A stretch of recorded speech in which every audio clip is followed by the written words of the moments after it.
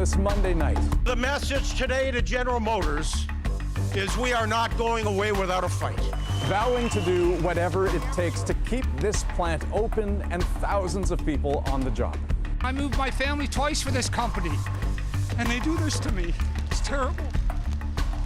So what should be done for auto workers?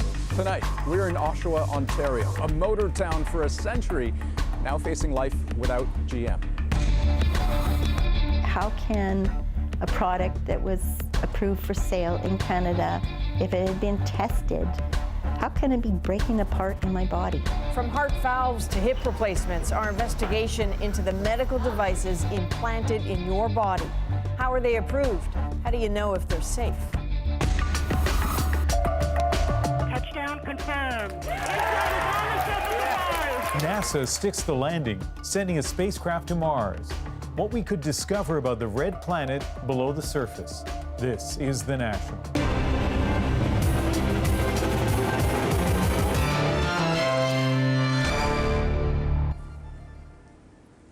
In this city, about an hour east of downtown Toronto, thousands of auto workers are coming to terms with stunning news tonight. The GM plant, the one behind me, is slated to close after more than 100 years of operation.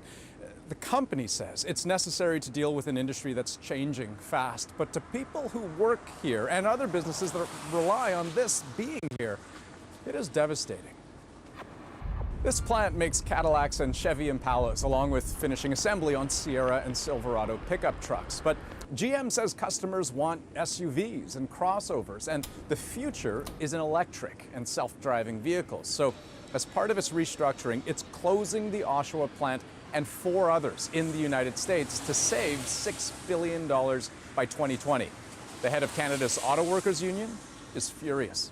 This is a shame, and it is a crime, and it is a betrayal. The federal and Ontario governments, which gave GM billions of dollars in bailout money a decade ago, are disappointed. I spoke with the CEO and chair of GM, Mary Barra, to tell her how disappointed we were with this decision. It's a sad day for the people in Oshawa and the GM plant. So tonight, we're going to dive into what it means for the economy, for politics, and for the city itself. But we begin with those who are feeling the biggest hit today. All those folks who work in there for now. Our Olivia Stefanovic spent the day with some of those workers. Just 1 month before Christmas, Corey Weir's future hangs in uncertainty. It really is just a heartless thing for a wealthy corporation to do to working class people in this town. The 4th-generation auto worker has spent nearly a decade working in the paint shop at General Motors, trying to save enough to build a family. Absolutely. I mean, everything that my family has built for generations has been because of the work that we've done at General Motors in that facility. So it's, yeah, you can't untangle that from your lives after that long, right? Like many others, he took his frustration back to the workplace today. Most don't know what they're going to do moving forward. What am I going to do? How am I going to feed my kids, support my kids, myself? Our quality is #1. It has been for years. We win awards. I mean, what do they say? Blood, sweat, and tears, right? What else can we give them? They've got it all right here. They need to just stay. They are not closing our damn plant without one hell of a fight. At a rally this afternoon, the union called it a betrayal. I don't know how General Motors expects that Canadians are going to continue to support them as a country when they clearly have no intention of treating us as a nation and as workers with any respect. Still, Jerry Diaz did tell his members to come to work tomorrow, though he didn't rule out more job action, possibly even occupying the plant. GM has suggested some work could return to Oshawa, but Weir isn't holding out hope. They absolutely are parasites. They come into our community. Our labor is what drives all of their profit. You know, if we disappeared, they can't build a car without us. It's a painful, confusing time for workers at what had been one of GM's most celebrated facilities. Olivia Stefanovic, CBC News, Oshawa, Ontario. So what does the GM plant closure here in Oshawa tell us about the future of auto manufacturing across North America? Our business reporter, Jacqueline Hansen, takes a look at the industry. We're going through the biggest transformation since we moved from horses to cars. General Motors is cutting some of its slow-selling, gas-powered passenger vehicles, like the ones built in Oshawa. And GM says it doesn't have enough products or any new ones to keep the assembly lines going. We've retooled the Oshawa plant in the last 2 years. We put $500 million into the Oshawa plant in the last 2 years. And so we can always retool the plant. That's not the issue. We can always do that. What we have to do is there's only so many products that a company makes. In the center of America's auto industry, Detroit's mayor wants to convince GM to stay. I want us to do everything possible to explore the possibility of saving what I think even GM would acknowledge is a good and modern plant. But in Ohio, the reality has already sunk in. This isn't just a GM issue. People aren't buying cars. Last spring, Ford said it would stop building nearly all of its North American cars to focus on trucks and SUVs. When you look at a crossover, an SUV, and light truck, they are highly profitable vehicles for these manufacturers. So it's more beneficial for them from a financial standpoint to build what the consumer wants. Ford Canada says it will not be shutting down any of its plants. No plans to do anything like that, no. As GM makes its shift to more electric, autonomous vehicles, there is hope from auto parts manufacturers that some of that business could still be rooted in Ontario. Ontario is the only place in North America that is at the center of a global automotive production cluster, but also the center of a globally relevant IT cluster. And we've got Jacqueline here with us in Oshawa tonight. So Jacqueline, how could GM's decision to close this plant have a ripple effect beyond? Well, one example, we talked to Canadian auto parts maker Martin Rea, and it says that as soon as operations stop here, it will close its plant in nearby Ajax. So Martin Rea assembles parts that go into the cars here. So that's all it does at its Ajax plant. So the 77 people who work there will eventually lose their jobs. Then that's it? I mean, or is there something that can be done for them? Well, the company says that it will try to relocate those people if they're willing to move. But if you think about it, there are thousands of workers at other auto parts or tool makers that supply this plant right here. So this could, potentially have a significant impact on the industry. The association that represents those workers says that GM spends about $3 billion each year on parts and tools in Canada. But Andrew, when you look at how this news has impacted or affected GM so far, from how investors are reacting, it seems to have gone over well. The stock price climbed higher today, up about 5%. Okay, Jacqueline Hansen, thanks very much. You're welcome. That is our senior business reporter, Jacqueline Hansen. Now, MPs on all sides politically here agreed to hold a rare late-night emergency debate in Ottawa on the best way to support workers, but one thing that's not being discussed, another bailout to save their jobs. So what is the government prepared to do? Catherine Cullen has more on the politics of reassuring workers that they're ready to help. This is disappointing news. Absolutely devastating. Today is obviously a very difficult day. Incredibly devastating. Last night, Oshawa was devastated. I'm not happy about it. That's one thing it seems all politicians can agree on. They also seem to be struggling with what to do about it. We have to pick ourselves up, get back on our feet, and be as positive as we can. Ontario's premier says he's determined to support GM workers, but says there's no hope of saving the plant. They're gone. They're done. They told me straight up, there's nothing we can do. The federal government, though, isn't entirely ruling out a future for the plant. If the opportunity is there, we're willing to be a partner. This is really about defending the automotive sector. But there don't seem to be specifics. We're going to do everything we can to help the workers. For years, the Liberals have been trying to stop a shutdown. Hello, so nice to meet you. Including meeting the CEO of GM back in 2016. But even then, at this stage, when it came to Oshawa, they're still determining the future of that. That this is happening in an election year in such a vote-rich part of the country surely heightens political concern. a concern that may irk Albertans who have been clamoring for help for the struggling energy sector and feeling neglected. If there was this kind of economic crisis going on in the manufacturing sector in Ontario, we're pretty sure it would make its way into the first 2 paragraphs of the fiscal update. The Liberals are carefully trying to deflect any blame, meeting today with the CEO of Ford Canada, who gushed about government support. It's one of the reasons why Ford Motor Company has been so successful in Canada. While the Conservatives argue the Liberals could be doing more. I'm suggesting that carbon tax is making Canada a less attractive place to do business and to produce things. Though it's hard to blame too much on the economic environment in Canada when the U.S. is being hit too. I said, you know, this country's done a lot for General Motors. You better get back in there soon. Few Canadian politicians are even that hopeful. Catherine Cullen, CBC News, Ottawa. Now, when you set politics and money matters aside, this is very much a story about Oshawa's shared history with GM and how times have changed. Hello, Sandy. Hello, Bob.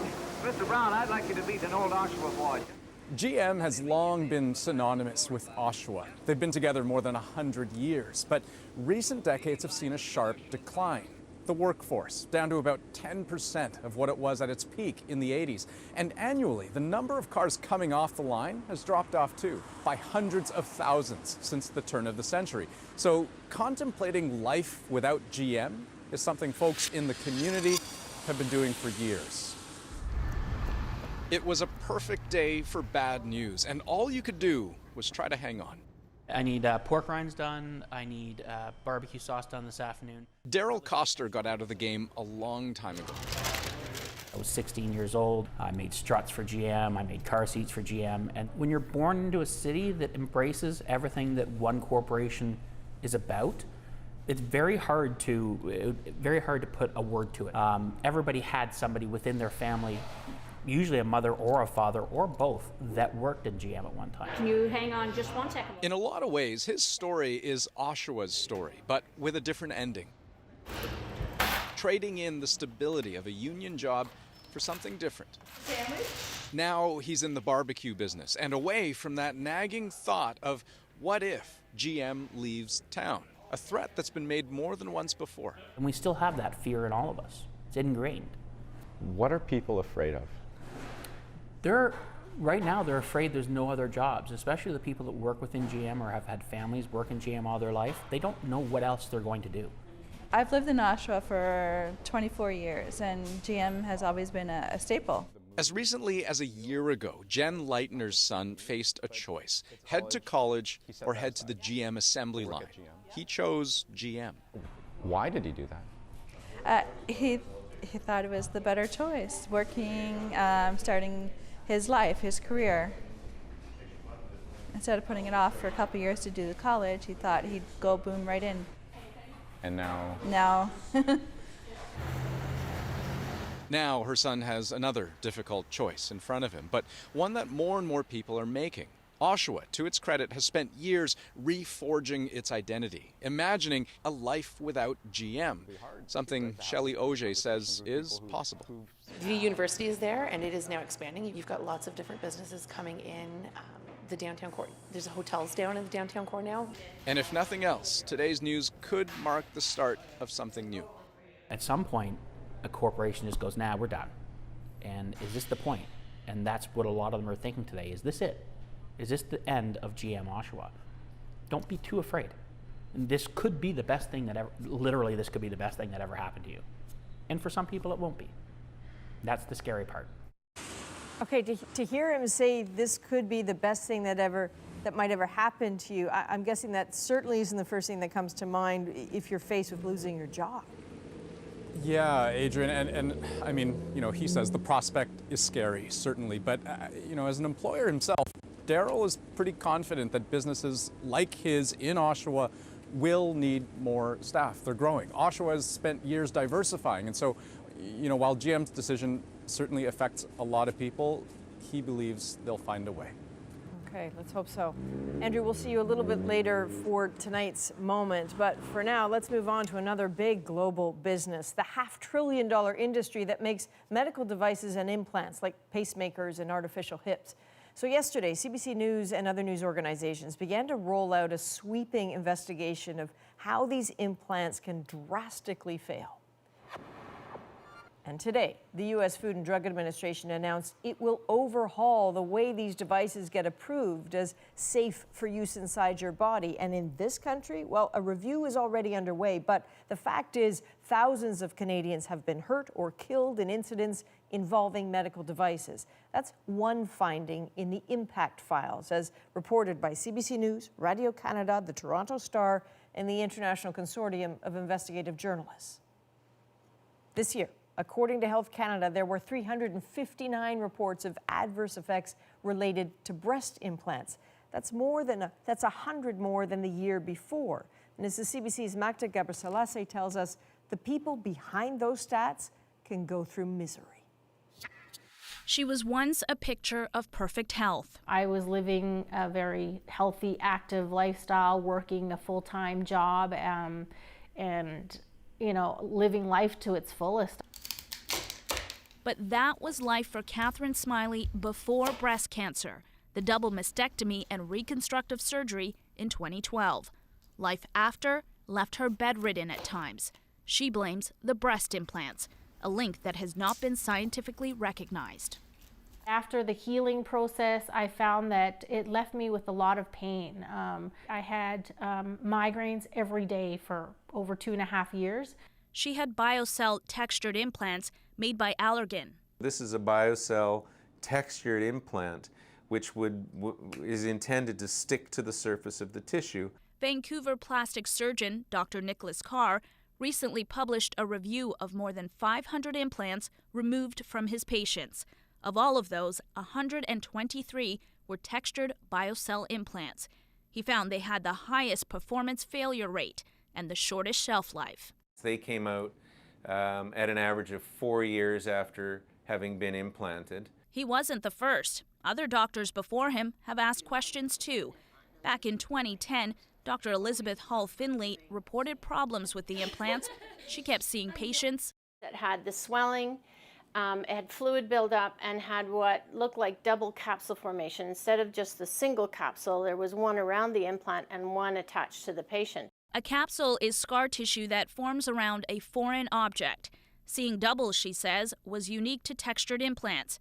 Allergan, the company that makes BioCell textured implants, maintains its implants are, quote, supported by extensive preclinical device testing, more than a decade of worldwide clinical use, and a large number of peer-reviewed and published studies. Dr. Carr has flagged another issue. He says when things go wrong with implants, it can be hard to find the information. The only way we find that out is by communicating directly with our colleagues. Health Canada says it considers reporting of medical device incidents, including those for breast implants, to be an important part of our post-market surveillance activities. Smiley's life has turned a page. She recently had her implants removed. To wake up in the morning and not have a migraine for the first time in over 2.5 years was, it was amazing. Magda Gabrisalassi, CBC News, Toronto. We'll bring you more of our investigation a little bit later on The National. I think doctors blindly trusted that the devices were tested thoroughly. They didn't understand that we were guinea pigs. We're talking about pain, frustration, and broken trust. We look into the regulatory framework around medical devices to show how it can leave Canadians in the dark. That's in about 15 minutes. Canada joined its allies today condemning Russia's actions off the Crimean coast. Russian ships captured 3 Ukrainian naval vessels and their crews on Sunday. Kiev reacting by threatening 30 days of martial law in areas bordering Russia beginning Wednesday. The CBC's Chris Brown is in Moscow tonight following the growing concerns over rising tensions. Russia and Ukraine have stopped shooting at each other and the sea lanes are open again. But Sunday's gunboat diplomacy marks a dramatic escalation in the conflict between neighbors. This video uploaded by Russian sailors makes it seem like their ship deliberately rammed the smaller Ukrainian vessel. Of course, there's disagreement on who precisely caused what, but it appears 3 Ukrainian ships were headed for a port in the Sea of Azov under Russia's controversial Kerch Strait Bridge. Russia accuses the ships of violating its territorial waters, whereas Ukraine says Russia uses the bridge to block an international waterway.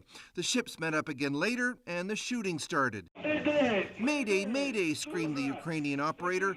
"I have injured." Russian TV showed video of the ships it captured today and some of the 23 Ukrainian crew members. A war of words continued on television, with Kremlin voices in Russia claiming to be the victim. Ukraine's Poroshenko is the president of war, said the host, and it's all happening with the approval of his American partners. Meanwhile, on Ukrainian television, the president claimed a Russian ground offensive is imminent, justifying martial law, which could put civil liberties in jeopardy. Eastern Ukraine. Though Paul Grod, who's in Kiev tonight with 90 other Canadian members of the Canadian-Ukrainian Congress, believes that won't happen. It's more of an emergency measures type of situation where they're essentially putting the army and the military on high alert. The Sea of Azov is important economically for both countries. 5 years ago, Russia took control of the Crimean Peninsula from Ukraine, and now it's demonstrating it can do the same for the waters around it. Chris Brown, CBC News, Moscow. We're tracking some breaking news out of Ottawa tonight. The Senate has just passed back-to-work legislation that will put an end to rotating strikes at Canada Post. The upper chamber voting 53-25 in favor of Bill C-89, and it's already received royal assent. So that means postal workers will be forced back to work tomorrow at noon Eastern. It also means a government-appointed mediator arbitrator will have 90 days to try to reach contract settlements. If an agreement is not reached, a settlement could be imposed. Ahead tonight on The National, we'll continue our special investigation into medical implants in Canada. 2 women share their stories of suffering, and we'll take an in-depth look at how devices are approved in this country. And a little later, Quebecers weigh in on a heated debate. Should public sector workers be barred from wearing religious symbols?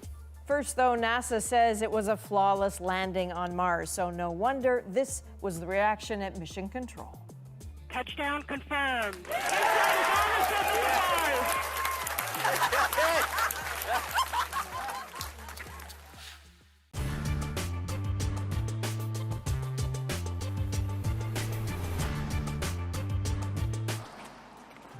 You probably know the basics. You spread salt on roads and sidewalks to reduce the freezing point of water to about -5 degrees Celsius.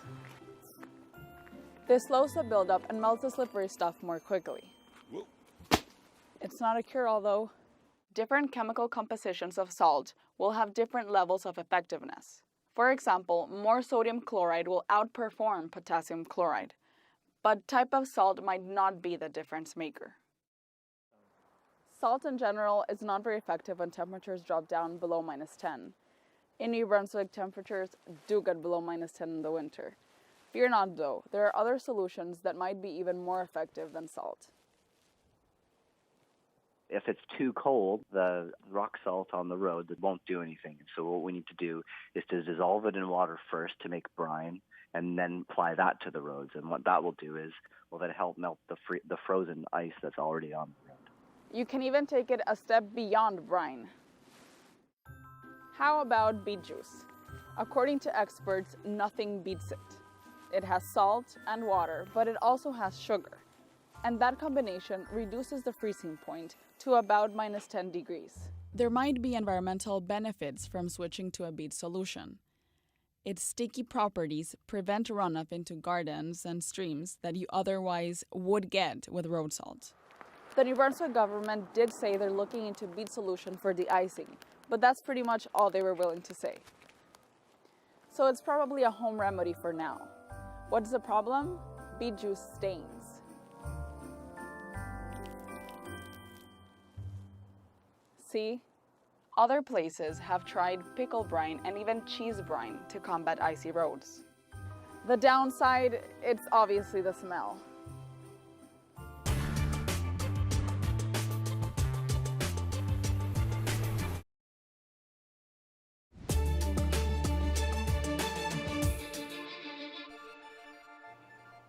NASA scientists are pretty giddy today. For the first time in 6 years, a spacecraft has successfully landed on Mars.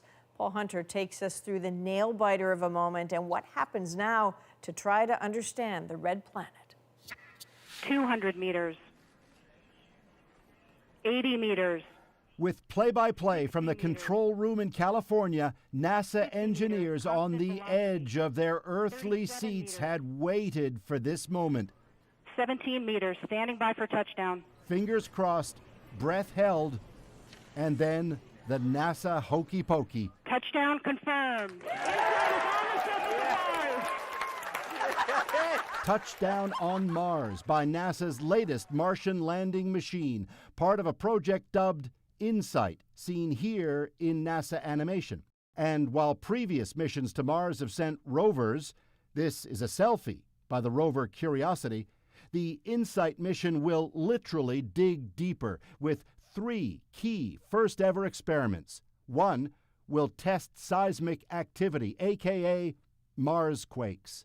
Another will send a kind of thermometer into the Martian ground to learn what's under the red surface.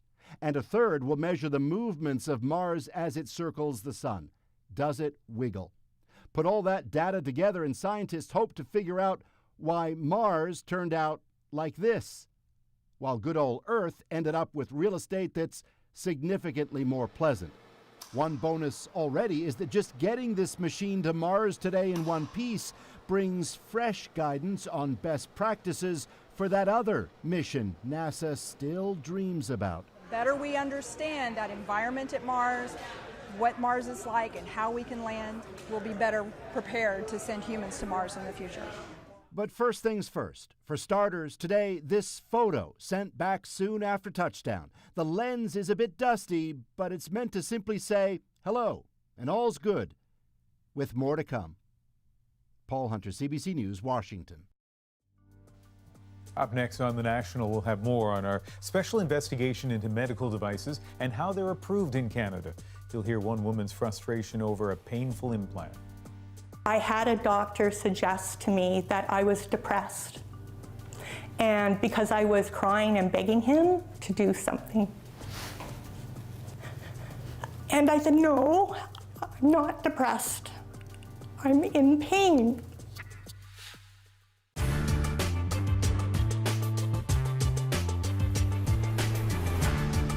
Being on the receiving end of obscenities is all too common for female reporters.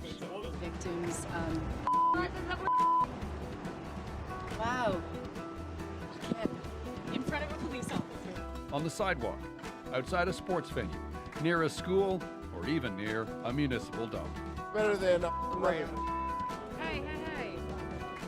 Some argue the internet phenomenon is just a harmless joke, but for journalists on the receiving end, it's harassment, plain and simple. So how is Heather Gillis responding to the ruling, and where does she think it'll leave female journalists? And Heather joins us now. Heather, thanks so much for joining us. A lot of people could be forgiven for thinking that someone yelling obscenities might be doing something illegal, but that's not what the judge found. No, that's not what the judge found. In this case, he said it wasn't illegal for Justin Penton to yell F her in the P at me. In his ruling, he said there was no externally manifested disturbance and there was no interference with the ordinary and customary use of the premises at the time and place. He said this was but a momentary interruption of a conversation. So I'm a little disappointed because I kind of wanted the court to send a message to say that this is not okay to yell at reporters. Disturbing someone doing their work is also always something that can throw you off, for sure. But on the other hand, this has a sexual component and it is aimed at female reporters. So where does it leave you going back into the field after this ruling? Well, I feel like it leaves me, and I feel like it leaves all of the reporters who go out there in the field open to this continuing to happen. People are going to probably erroneously believe that they can yell this with no consequence now, which is really unfortunate, and I'm afraid that this is going to increase. So the question is, how do you guard against that, or how do you combat it once it happens? You know, just try to get that license plate but sometimes that can be difficult for people who are video journalists like myself. Oftentimes when I'm walking down the road, I've got a tripod in one hand and a camera and a microphone in the other, so I'm not always able to get the license plate. But going forward, if this continues to happen, I'm going to try to get license plates of vehicles with people in them who yell this. For anyone who says, look, there's a lot tougher jobs out there and you're in the spotlight and you get to do a job that you love, but can you talk a bit about the implied threat of a comment like this when it's made to a reporter working in the field? Yeah, absolutely. It's a threat. They're trying to incite sexual violence. They're telling you to do something to your body without consent. And it can be quite frightening because this is done in a drive-by. You don't know who these people are or what they're capable of or what their intent is. So I do find it actually a little bit frightening. As you say, you're out there in the field every day as a video journalist. You don't have someone to watch your back. So going forward, what do you do? I know with some of my live hits, I used to do them right outside City Hall, on the street level by City Hall. Now I do some of them inside and up on the second floor on a parking garage. So I've made some changes like that to my work, but we just got to keep trucking. Fair enough.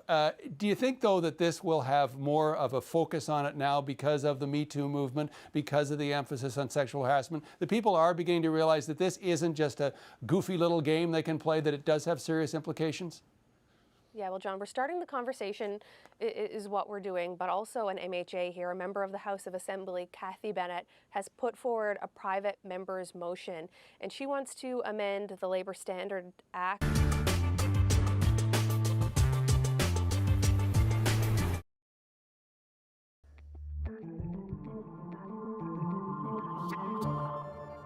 It's like telling the fox to report himself on taking chickens from the hen house. It's like, who is going to admit they've got problems?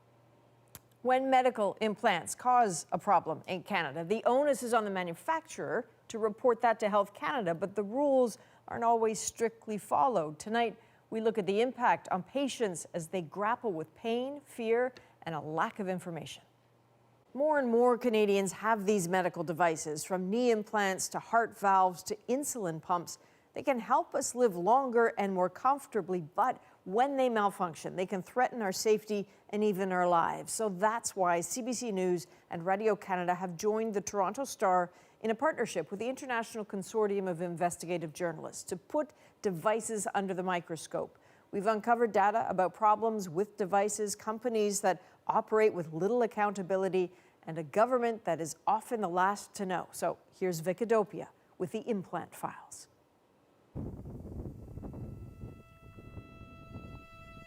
People here in the Peace River Valley call this northern BC prairie simply the Peace. Here we come, little pigs.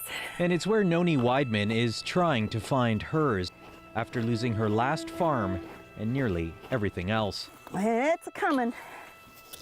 There you go. She was unable to work or even move. There we go. All because she wanted relief from a simple, albeit embarrassing problem. Hey. I just wanted to be able to cough without wetting my pants, to sneeze, not be embarrassed about the whole problem that so many women face, and I just wanted to have a belly laugh that, you know, I didn't have to cross my legs and do the stork pose. Noni shares the same problem as thousands of Canadian women, urinary incontinence.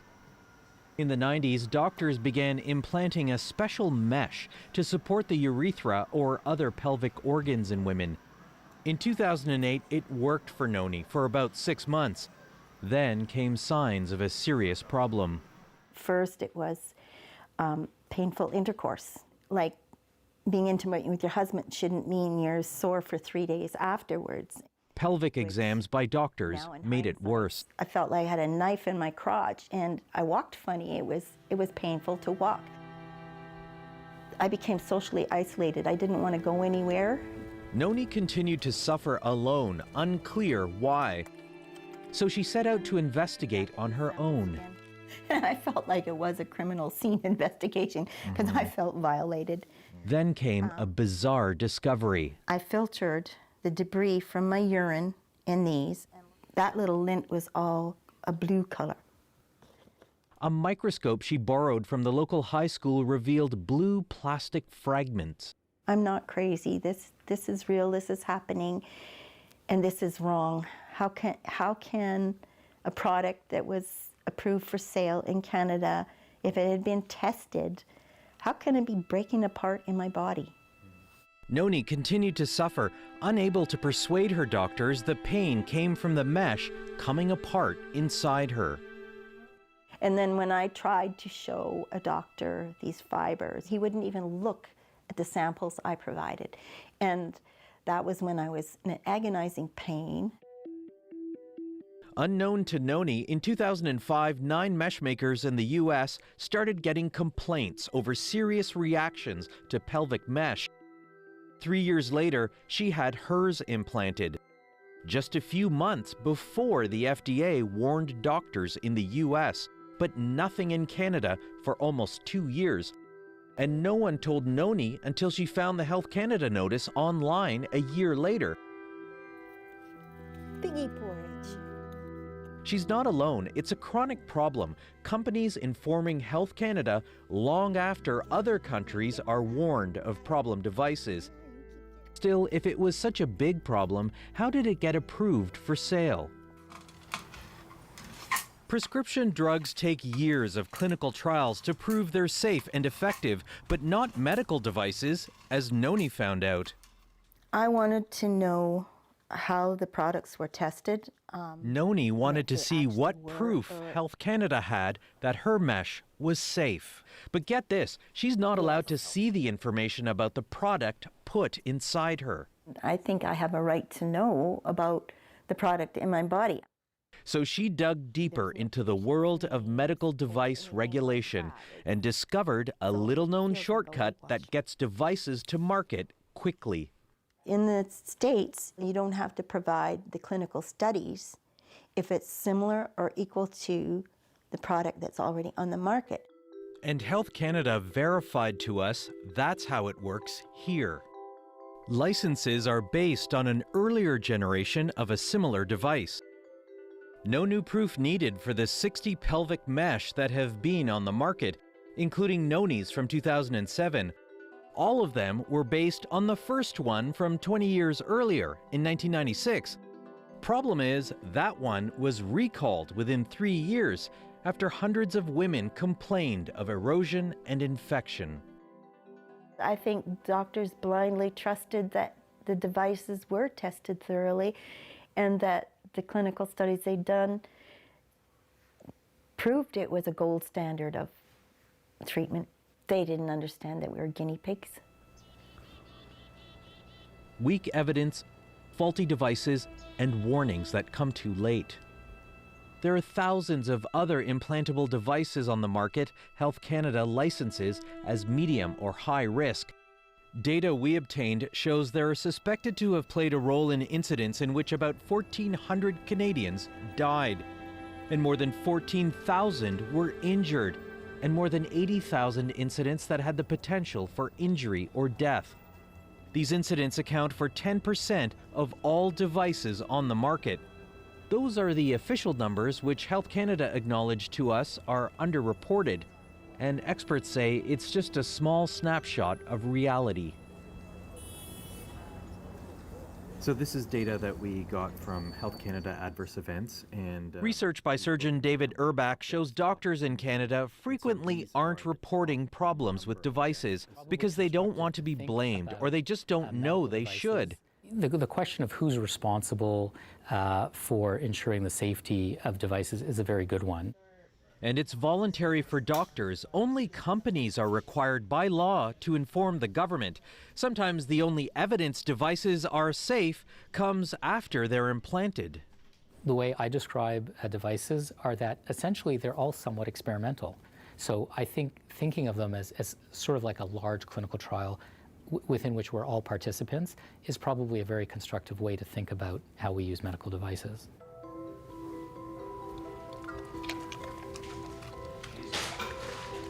Gloria McSherry's hip implant was supposed to be anything but experimental.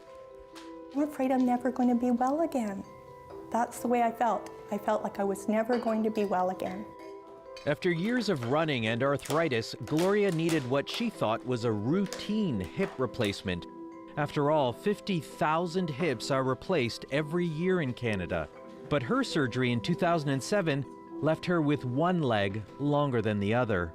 Every day, my leg would be a different length. So some days it would be an inch longer on the operated side, sometimes only an eighth of an inch longer on the other side, but you always felt off kilter. At first, she was told that was normal, but it wasn't getting better. And then after about 2 weeks, I felt literally like I'd been hit by a truck.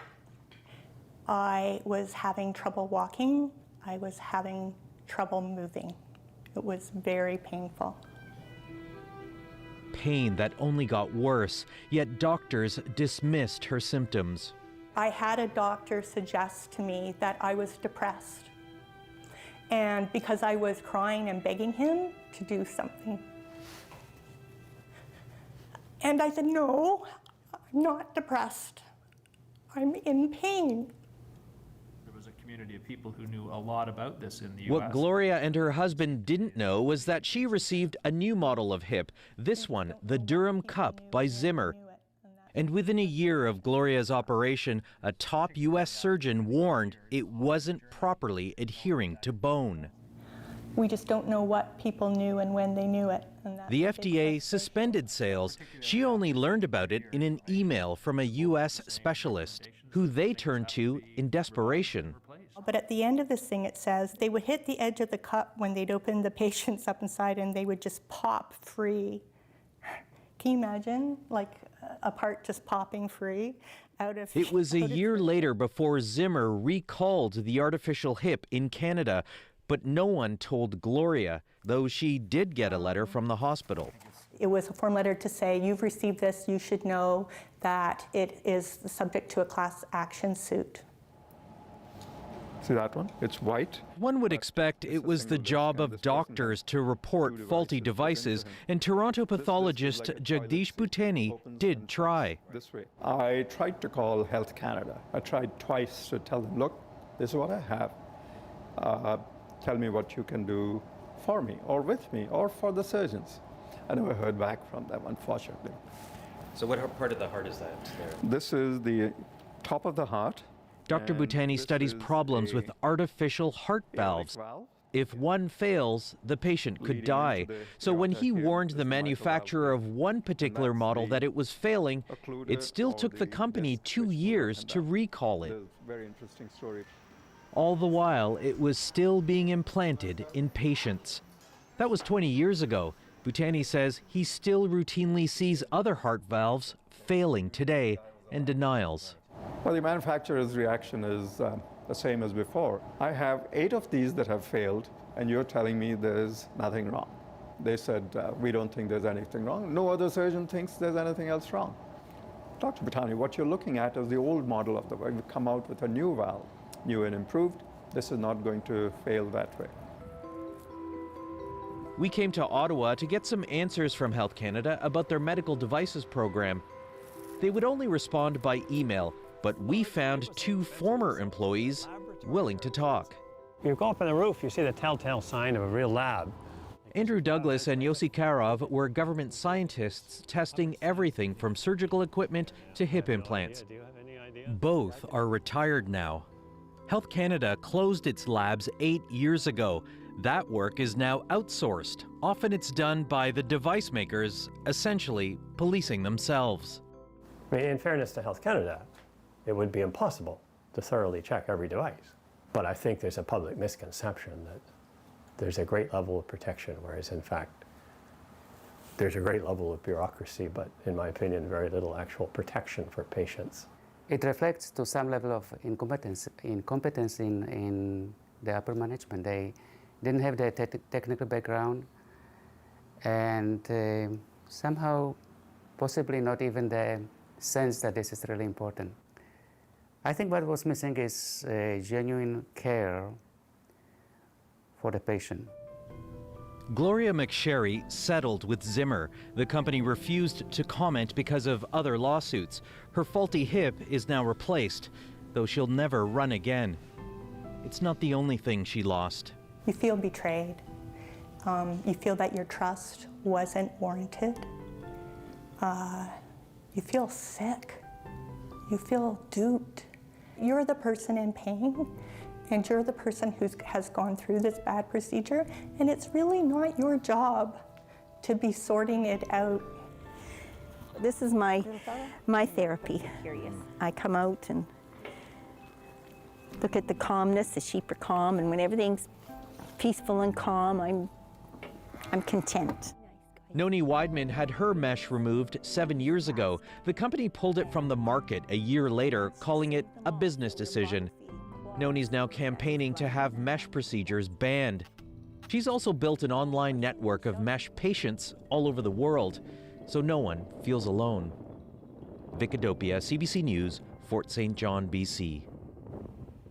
And Vic will be back tomorrow night on The National with more on his investigation. In the meantime, you can search a database of hundreds of thousands of devices, a database CBC News has put together. Just go to cbcnews.ca/medical devices. You can search by the brand name, the manufacturer, the type of device, or your health problem. Up next, right after the break, we'll take a closer look at how Quebecers feel about religious symbols in the public sector. Every day it's a struggle to just step outside of your house. Sometimes it makes you doubt as well, like, are you a Quebecer? Are you Canadian?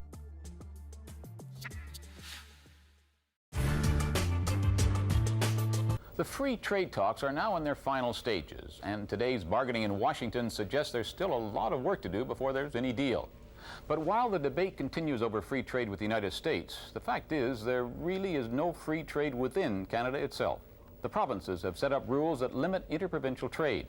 Those rules protect jobs, but they also cause a lot of problems. Our business specialist, Der Ho Yin, explains. If you're like most Canadians, you probably think you can work wherever you like. You probably think that goods made in Canada can move freely within Canada. And you probably think you have the right to buy the cheapest products produced in Canada, no matter which province they come from. Our Constitution explicitly provides that anything made or grown in any province shall be admitted free into each of the other provinces. That means no duties. But provincial governments have gotten around it in other ways by setting up interprovincial barriers to trade, barriers that don't involve duties. We have regions in Canada, and in a way we're almost a set of 10 separate little countries. Example, this small Quebec town put in new brick sidewalks and then had to tear them up.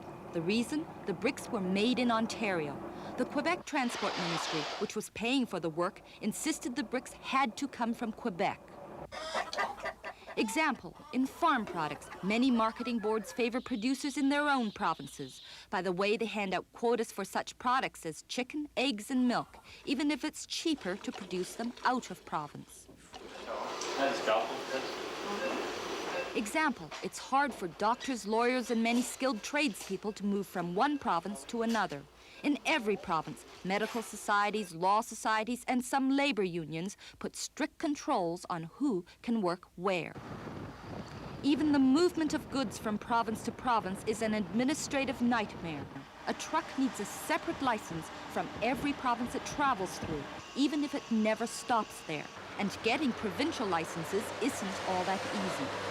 The licensing is so stringent and so difficult to obtain that a carrier may not get it even if they pay exorbitant amounts of money to obtain it. It's complicated, too, for companies that make wine, liquor, and beer. Most provinces tell breweries, if you want to sell your beer here, you have to make it here. To sell its product across the country, Labatt, for instance, has had to set up breweries in almost every province. Bigger brewers, bigger businesses, bigger production units are somewhat more efficient than smaller ones. Having a lot of little ones makes you inherently less efficient than having a few big ones. So Moosehead beer, only brewed in New Brunswick, isn't widely available in Canada, even though it's sold in all 50 American states. Some say, under the current system, the Canadian beer industry, like many others, would not survive if there was a free trade pact with the United States because of the barriers to trade within Canada. The interprovincial barriers have to go. The two-price system for barley has to go. Some of the marketing boards, the liquor boards, have to drop their requirements for us to get everything approved. All those things have to be changed, or we're not competitive with the competition that they now want us to face. Clearly, barriers to trade within Canada do create inefficiencies and higher costs for consumers too, an estimated $1 billion a year, maybe more. Some regulations do create jobs in each province, but they can make industries uncompetitive. So many economists say, with or without free trade with the United States, the provinces have to start talking about ways to improve trade within our own country. Der Hoyen, CBC News, Toronto.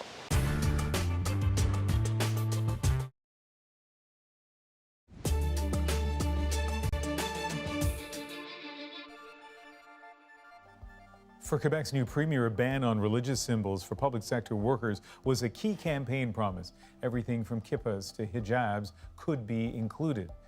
A new poll commissioned by the CBC found that the majority of Quebecers agree with the plan. But as Jayla Bernstein tells us, one prominent religious symbol seems to have eluded their condemnation. Fatima Ahmed is focused on completing her university assignment on time. But at the back of her mind is another concern, Quebec's proposed ban on religious symbols, and what that means for her future teaching career. I wrote in my diary when I was 6 years old that I wanted to become a teacher because I love kids. Ahmed wears the niqab, but only in public in front of teen and adult men. When she's teaching little children, she wears her headscarf. But under the proposed ban, both would be forbidden. Every day it's a struggle to just step outside of your house.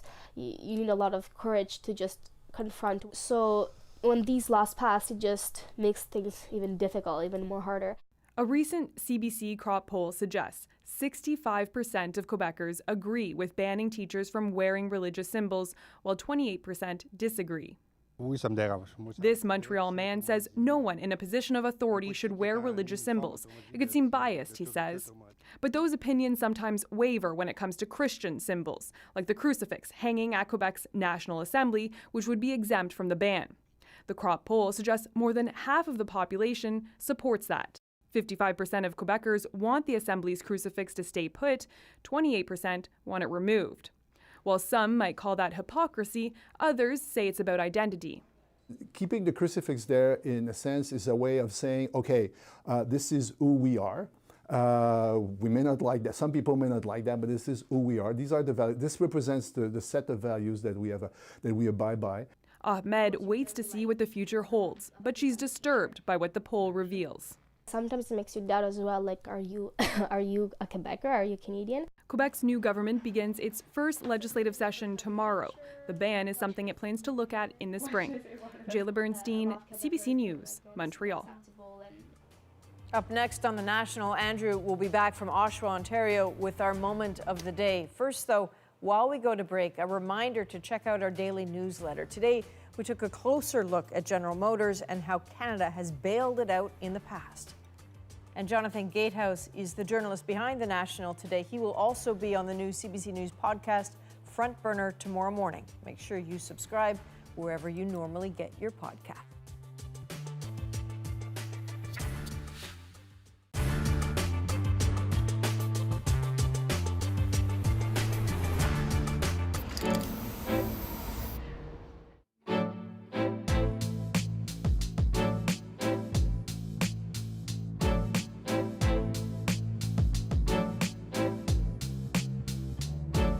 The one thing about painting in the public like this are the conversations that you get to have with the community, the people just walking by and the questions you get asked. And I think it's really interesting how a mural like this can sort of just change the way someone experiences their environment.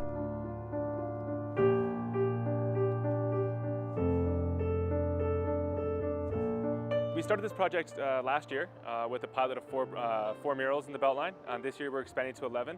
And really what we want to do is transform spaces in our community, promote the artists in our community and in Calgary in general. all the artists had to submit a proposal to us, just telling us what their art's about, kind of giving us a portfolio, and we had to make a really tough decision about choosing the 11 artists that we had for this year. We had 66 submissions this year. We've participated in several other mural festivals across Canada and painting in Mexico as well. So it's nice to finally be able to get funding to do a nice big wall in our city.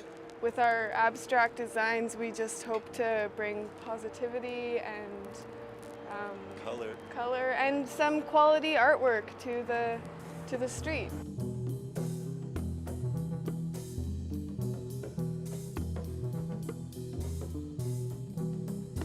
The great thing about this project is that we could choose any subject. So I decided to do my mural on bees. I chose colors that were more unnatural because bees come in contact with a lot of pesticides lately, and that's a main cause that's killing them off.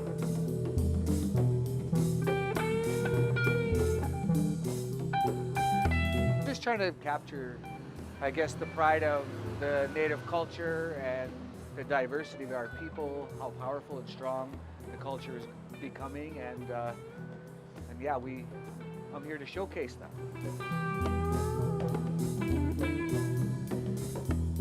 I'm excited. You know, everyone's going to see my work, and people probably recognize this design, so they're going to already know where it came from.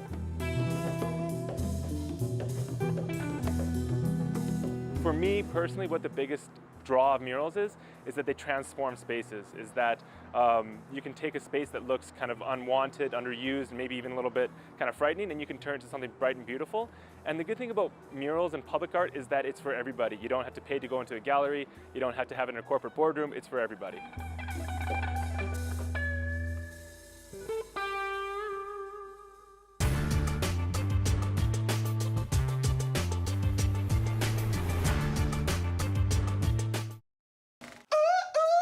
Yeah! Time to celebrate.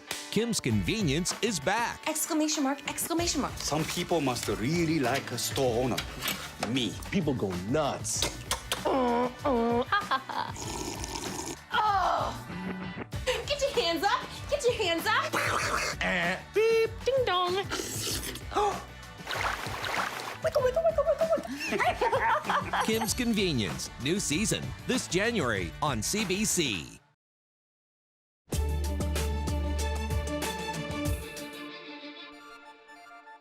I've been through a closure in London. I moved my family twice for this company. And they do this to me. It's terrible. It was a difficult day today for workers in Oshawa as it began to sink in that the GM plant is slated to close. Earlier, we showed you just how far-reaching the impact really is, but for every worker, there will be a very personal effect as well. José Flamand has worked on the assembly line for 16 years. He survived one layoff in 2008, but says this one that's coming is different, and his story is our moment of the day. But right now, this time is no long-term project. You're laid off for life. That's a different story. I've been sharing everything with my daughter. But last night, she asked me, if you don't work, the most important thing for me in my life, outside of mommy and daddy, is for me to dance. What's gonna happen there? So, I'm like, I'm gonna figure it out, Daddy. I'm gonna figure it out. Daddy always will. I have no idea the near future, what it means to me. All I know is next year I won't have a job, but I need to provide for my daughter. I love you. I love you too. Sorry. It's okay. Yeah, hearing kids say it's okay. I think there are families all across this country. You don't have to be an auto worker to understand the stress of worrying about money. It is something very real to so many Canadians. And there are families, Adrian, across the country who have been through a version of what's happening in Oshawa. Often not as big a layoff happening all at once, but 47 years old, that is going to be a tough time to try to make a fresh start. Yeah, and I mean, you know, the common thread that I just kept hearing today, there's not a single person out there in this city, certainly, who doesn't feel deeply for every single one of those people who's going through this potential layoff. And because if you're not part of that crew, your brother or your sister is, or your parents were, or your grandparents were. It's something that touches everybody. That's the National for this November 26th. Good night. Good night. Good night.